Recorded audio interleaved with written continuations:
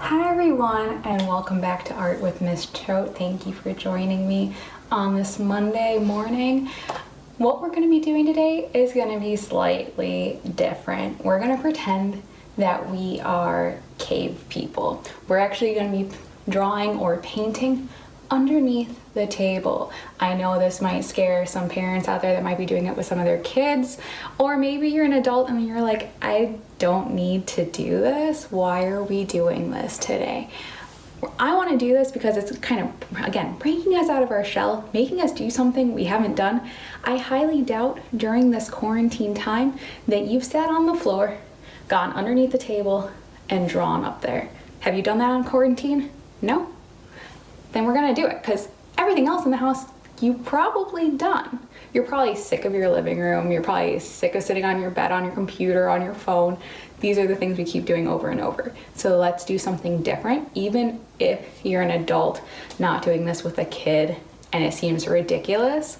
Think about, I know cave people, walls, ceilings, but think about Michelangelo in the Sistine Chapel. He laid on boards and painted on the ceiling that immaculate detail. Think about how you want a little workout? Let's do art and workout. Did you know those could be combined? Because they can. So let's get set up. The camera angles might be a little bit weird today, so bear with me. All right, let's get started.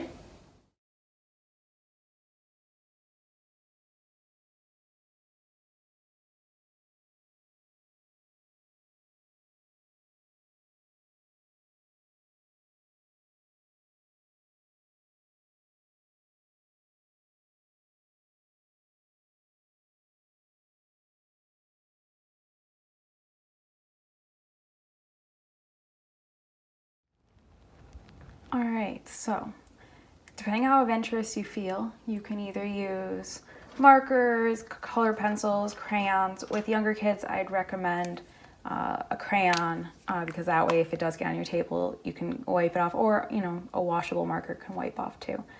So I'd like you, if you want to truly go cave painting with this, I'd like you to look up some images, and I'll have some that I'll show.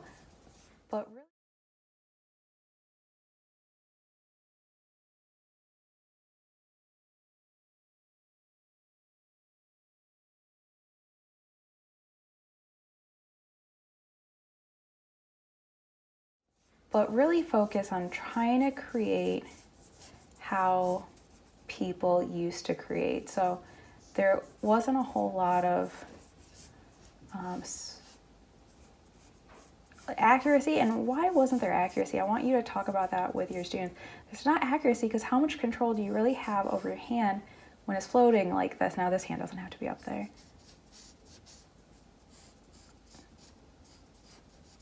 Even I am really, struggling with this. I wish I could say I was drawing gesturally on purpose, but I'm not.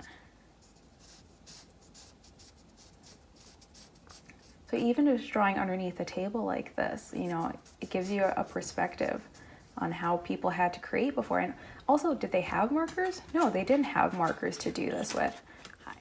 All right, so I'm gonna try to add paint. Now remember, you're gonna have a little less control, and that's okay. So I'm carefully dipping into my water, going onto my watercolors. And I am staying with some earth tones. So that's browns, reds, anything you do normally find in nature. Anything you could create out of a plant. And maybe I'll add another one here. Maybe this one I won't do an outline to, or maybe I start by having the painted surface. Now, if you're doing this with a younger child, you can help them. Maybe you dip the brush for them and they just go do the painting. I'm laying on the floor, but depending on how high up the table is, you may need to sit up, or maybe a chair. You could tape this under a chair If you don't have tape, I didn't mention this before, if you don't have tape, you could also hold it up there if you want to do like partner turns.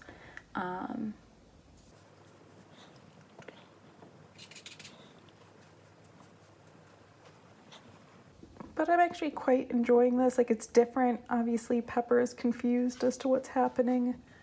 She doesn't know why I'm on the floor. So if you have pets, same thing might be happening.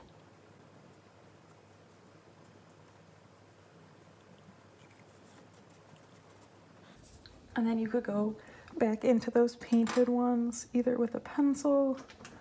I didn't bring one down here. Or you can come back in to add some detail. I was trying to make this look like a howling dog.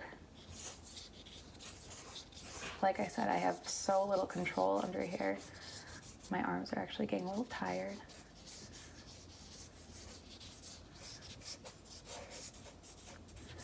And if you need to, take a break, come back to it.